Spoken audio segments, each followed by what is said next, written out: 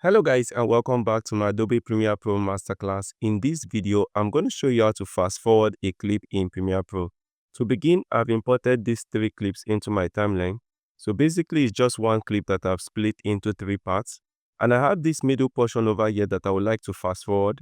The first way to fast forward is to right click on this clip and scroll up and select speed duration. And what you want to do is to increase the value for speed. I'm going to change this to 200. And come down over here and select Ripple Edit Shifting Trailings and hit OK. And this will remove every space in between my clip.